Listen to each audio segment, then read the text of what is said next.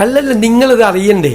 ഞാൻ ചോദിക്കട്ടെ, ഒരു തിരഞ്ഞെടുപ്പിന് തൊട്ടു മുമ്പ് വർഗീയമായ വിദ്വേഷമുണ്ടാക്കുന്ന തരത്തിൽ, വർഗീയമായ ചേരുതിരിവുണ്ടാക്കുന്ന തരത്തിൽ ഒരു സ്ക്രീൻഷോട്ട് ഉണ്ടാക്കിയിട്ട് അത് അവിടെ മത്സരിച്ച വടകരയിലെ ഞങ്ങളുടെ പാർലമെൻറ്റ് സ്ഥാനാർത്ഥിയായ ഷാഫിയുടെ തലയിൽ കെട്ടിവെച്ച് അയാളെ തോൽപ്പിക്കാൻ വേണ്ടി നടത്തിയ ശ്രമമല്ലേ? ആ ശ്രമത്തിന് ഞങ്ങൾക്കെതിരായിട്ട് എന്തൊരു ആക്ഷേപമായിരുന്നു. ഞങ്ങളാണിത് ഉണ്ടാക്കിയെന്ന് ഞങ്ങൾ അന്ന് തന്നെ ഇത് പറഞ്ഞു. ഞങ്ങളല്ല. അതിന് ഒരു പയ്യനെക്കുറിച്ച് പരാതി പറഞ്ഞപ്പോൾ പയ്യൻ അയാളുടെ ഫോൺ കൊണ്ടേ പോലീസിൽ ഹാജരാക്കി. ഞങ്ങളല്ല എന്ന് പറഞ്ഞു. ഇപ്പം അത് അന്വേഷിക്കണ്ടേ? അത് അന്വേഷിച്ച് എന്തൊരു കാപഢ്യമാണ് CPM അവിടെ നടത്തിയത്. തെരഞ്ഞെടുപ്പിന് മുമ്പ് വർഗീയമായ ഭിന്നിപ്പുണ്ടാക്കുക. സംഘപരിവാർ ചെയ്യുന്ന അതേ പണി CPM ചെയ്തില്ല. അവിടെ സംഘപരിവാർ ഈ പരിപാടി ചെയ്യാറുണ്ട്.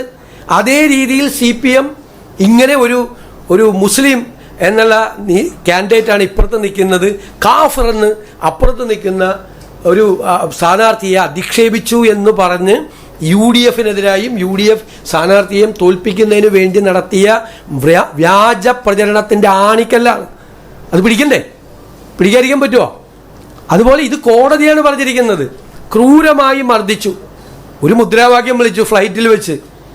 ഇപ്പം എനിക്കെതിരായിട്ടാണ് ഒരു മുദ്രാവാക്യം ഫ്ലൈറ്റിൽ വിളിക്കണമെങ്കിൽ ഞാൻ മോൻ്റെ പേരെന്താണ്, എവിടെ നിന്നാണ് വരുന്നത്, എന്തെൻ്റെ വിശേഷം എന്ന് ചോദിച്ചിട്ട് പോരും. പറ്റുമെങ്കിൽ ഭയങ്കര അക്രമാസക്തനല്ലെങ്കിൽ ഞാൻ ചോദിക്കും എന്താണ് പ്രശ്നം, എന്താ കാര്യമെന്ന് ചോദിച്ച് വിളിക്കും. നമുക്കെതിരായിട്ടൊരു മുദ്ര. ഇതെന്തിനായി ചെയ്തത്? അവിടെ ഇട്ട് ക്രൂരമായി മർദ്ദിച്ചു. മുൻ മുഖ്യമന്ത്രിയുടെ ഗൺമാനും അതുപോലെ EP ജയരാജനും എല്ലാവരും ചേർന്ന് മർദ്ദിച്ചു. അതിന് കേസെടുത്തില്ല. അപ്പോൾ ഇപ്പോൾ കോടതിയാണ് പറഞ്ഞേക്കണത് അതിനും കൂടി കേസെടുക്കണമെന്ന് കോടതിയാണ് പറഞ്ഞിരിക്കുന്നത്. ശരിയല്ലേ? ചെയ്യണ്ടേതല്ല. ഞങ്ങൾ ചെയ്തതാണോ? കോടതി ചെയ്തതാണ്. ഈ കാഫിർ സ്ക്രീൻഷോട്ട് പുറത്തു വരണ്ടേ? ഇവരുടെ കാപഢ്യമല്ലേ? മുഖം മൂടിയാണ് CPMന്റെ അഴിഞ്ഞു വീണത്. തെരഞ്ഞെടുപ്പ് കാലത്ത് ഇവർ എന്തെല്ലാം വൃത്തികേടുകൾ ചെയ്യുന്നു എന്നതിന്റെ മുഖം മൂടിയാണ് അഴിഞ്ഞു വീണത്.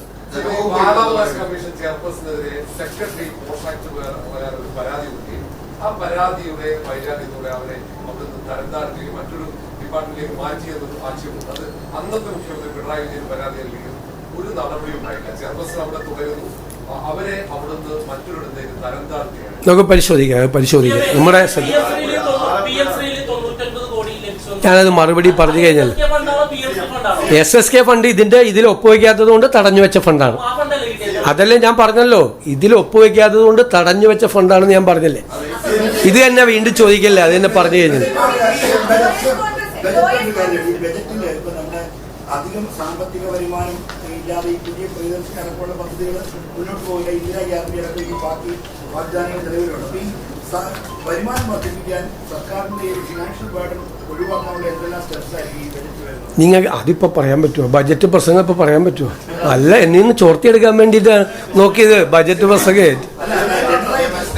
ഞാൻ പറയുന്നത് എന്താ അറിയാം, നമുക്ക് നിങ്ങളെല്ലാവരും നിങ്ങൾക്ക് അറിയാമല്ലോ, നമ്മുടെ മുമ്പിൽ ഒരുപാട് പരിമിതികളുണ്ട്.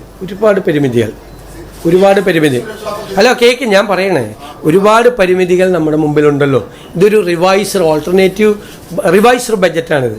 റിവൈസ്ഡ് ബജറ്റ് 35,000 കോടി രൂപയുടെ പ്ലാൻ വെച്ചിട്ട് 20,500 കോടി ഇല്ല. ഞാൻ 20,500 കോടി ഉണ്ടാക്കേണ്ട ഇന്ദ്രജാലം കാണിക്കേണ്ട ജോലിയാണ് എനിക്കുള്ളത്. 20,500 കോടി ഇല്ല.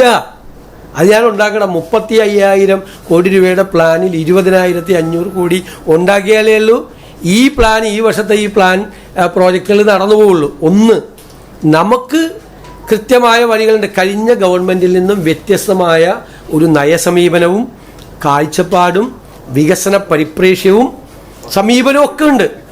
അതെല്ലാം വെച്ചുകൊണ്ടുള്ളൊരു ബജറ്റായിരിക്കും. എനിക്ക് അത്രയല്ലേ പറയാൻ പറ്റുള്ളൂ.